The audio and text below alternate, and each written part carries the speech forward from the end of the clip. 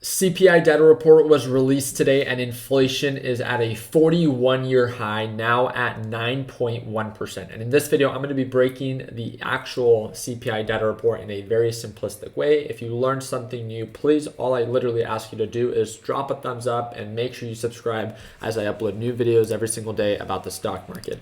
Let's go ahead and jump right into it. First off, the overall NASDAQ market is down. It's actually not down that much, and it's actually beginning to show signs of a recovery. So that's very, very encouraging. This report was released. We actually live streamed it. So if you want to watch it, we live streamed the report, and it was released 1 hour before the market opened. This report was released, and it's a June report that's released in July, right? So it's backed 1 month, right? So we need the entire month to be complete. Inflation rose for the month of June 1.3% for the CPI data. This puts inflation at 9.1%. Well, if you guys understand that previous inflation was at 8.6%, a lot of people began to ask the question, well, how, right? 8.6% and then you add 1.3%, that doesn't equal 9.1. I want to explain it to you very quickly. We dropped the previous month of June, right? Because it's calculating all previous 12 months consecutively. We dropped the previous month of June for 2021, which was 0.9. We dropped that out of the formula, and then we add 1.3. It's not exactly like that. It still has to be weighed, but when you add the 1.3 again, it's a difference of about 0.4, and then you do 0.4 plus the 8.6 that we had, that's 9. But again, when it gets seasonally adjusted, then we get the 9.1% when they use their exact formula.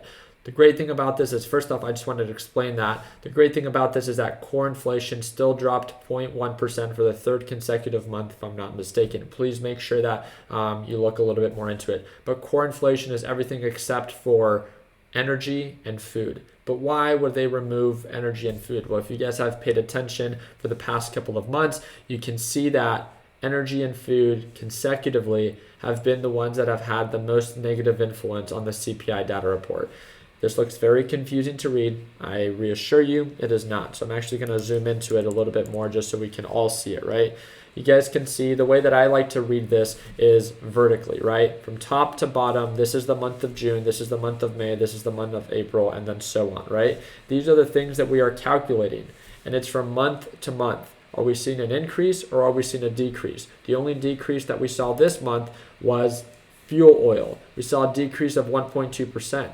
The great thing about this is that this was the first time we've seen a decrease in fuel oil for all of 2022.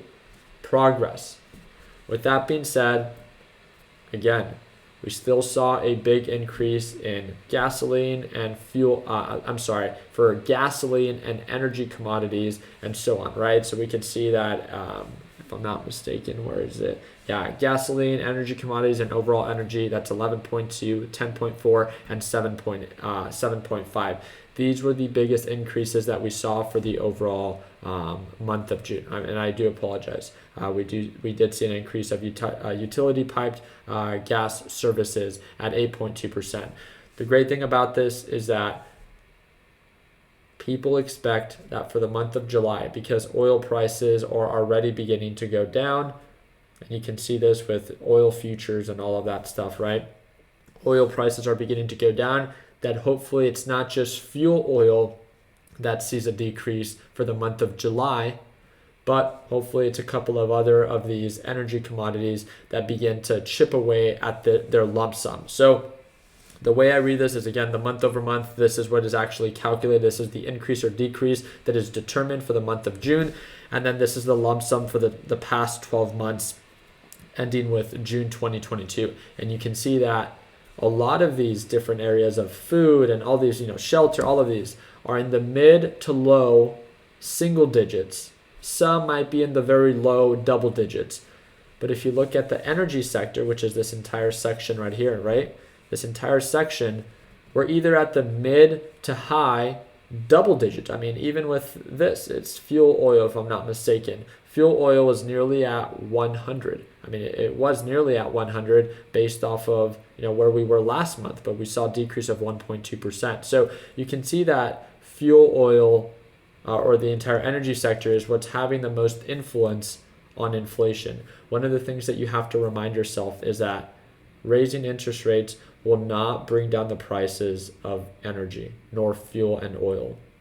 only policies that our president or the administration can put in place to, create partnerships with other countries that can provide and supply oil to us, can increase supply to keep up with demand, and therefore we don't have to see this of an aggressive increase in inflation in this area.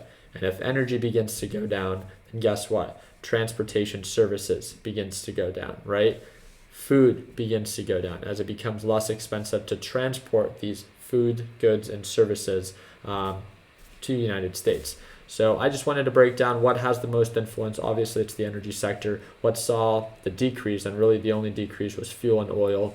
And then what were the biggest increases? And obviously, that's really just in that energy sector. So a lot of people were talking about, this means that we're going to have to increase interest rates by 1%, not just 0.75%. I think it's very easy for the Federal Reserve to see that not only do their tools not have an influence on oil prices or energy or the energy sector, and they've said this themselves. Jerome Powell has said this many times, publicly. But on top of that, they also can see that oil prices are already beginning to drop naturally. And by already seeing that, I don't feel like that's really an encouragement to take more of an aggressive approach in raising interest rates beyond what we've already done. Can we see another 0.75% interest rate hike? Sure. Half a basis point? Sure. But do I imagine a 1% interest rate hike? I see that to be very unlikely with the factors that have been shared with us. So I'm super excited to follow up. One of the resistance levels that we talked about during our live trading session today with the Learn Plan Profit Group is this resistance level that we have right at the moving average. So I'm choosing to stay cash today, meaning that I'm choosing to be very selective and probably will not be taking any positions. The reason why is I want the market to digest the CPI data report, and instead of me making an impulsive decision in hope that I make money by buying the dip, I want the market to really digest what just happened, what was said, and I want to allow it to react. Not just an overreaction, but I want it to react. So again, you don't need to trade every single day, especially if conditions are not in your favor. Keep trading simple, right?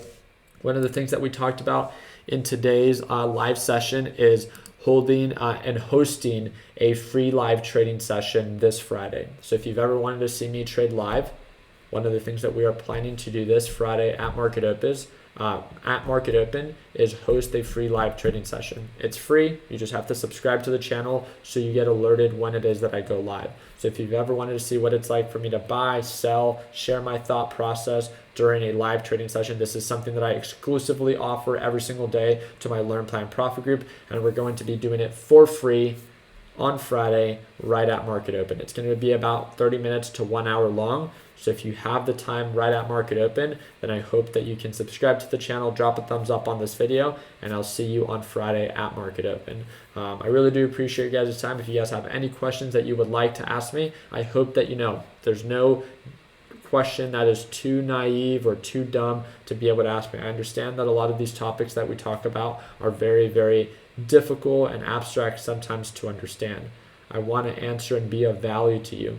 I hope that you know that you can message me at any time. The first link in the description of this video is my free trading group chat. It's free. There's over 45,000 members. It's hosted on Discord.